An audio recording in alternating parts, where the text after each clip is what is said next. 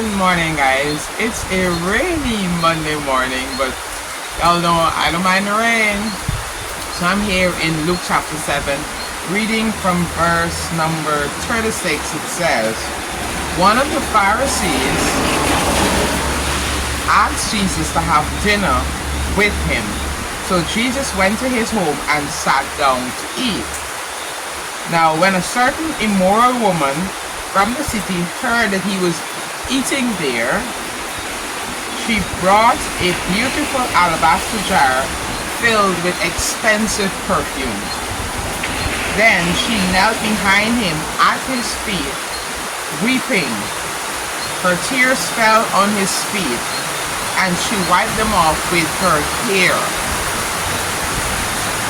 Then she kept kissing his feet and putting perfume on them. Now, when the Pharisee who had invited him saw this, he said to himself, if this man were a prophet, he would know what kind of woman is touching him. She's a sinner. Now, here it was, they knew that Jesus was proclaimed to be a prophet and a holy man and all these things. And so in their eyes, he would not associate with sinners. If he knew what kind of a woman this is, in their mind, he would have discarded her, he would have stopped her, he would have told her to get out of this place and all these different things. But the thing is, a lot of people got that kind of same thing, that, okay, if Jesus knew, who, sometimes, you start going to a church or whatever and so on, people think, if them church people only know is who coming. People forget why Jesus came. He came to give sinners a chance. He came for all of us who are drowning in our sins to have an opportunity to get rid of them, to have them cleansed, to be completely forgiven and all of that. And so sometimes people, get this thing where they judge you based on your past and all of that. Oh, if God only know, if people only know. And what they don't know is that God looks on the inside.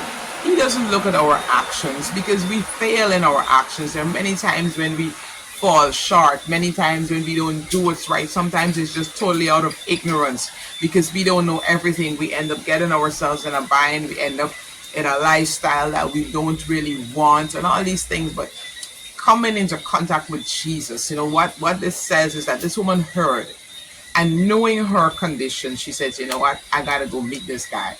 If this guy can forgive sins and do all these things that I'm hearing, then I want to meet him. I want to have a connection with, I want to have an encounter with Jesus. And so she went.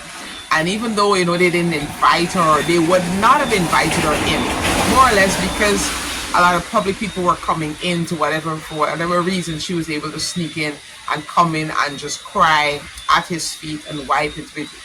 And many people judge us sometimes based on our past. I'm here to remind us that that's not important to God. What's important to him is what he wants to build in you and with you for your future. He already knows. He knows the things that, tear you up inside. He knows the things that you do that, really and truly crumble your spirit sometimes. And he's aware of all of that. But his main concern is ensuring that your encounter with him leaves you a better person. That the time that you spend with him at his feet leaves you a better person. People will always be judgmental. People will always judge you for what you think, for what you do. And many of them in the same situations will do far worse than you would. But understand, remember that that's not what's important to God. What's important to him is ensuring that your encounter with him. Look at what she just found Jesus and ensured that she had that encounter. So don't worry about the naysayers and the criticism and the this and the that around you. Ensure that you have your encounter with God.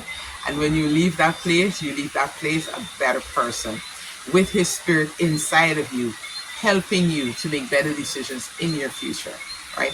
He already knows, You don't have to hide from God your mistakes, your faults, your shortcomings. He already knows. And he's not going to chase you out of his presence. He's not going to make you feel bad about what you did and whatever. He's going to ensure that he cleanses you and make you better. All right? So that's my word of encouragement as we go into today and the rain washes away.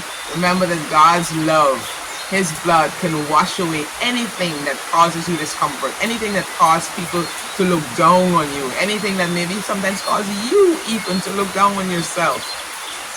He is here so that he can wipe that clean, he can wash that away and make you a better person to fulfill that God-given destiny that he has designed for your life. All right? Have a marvelous Monday. Remember, he loves you and I do too. Be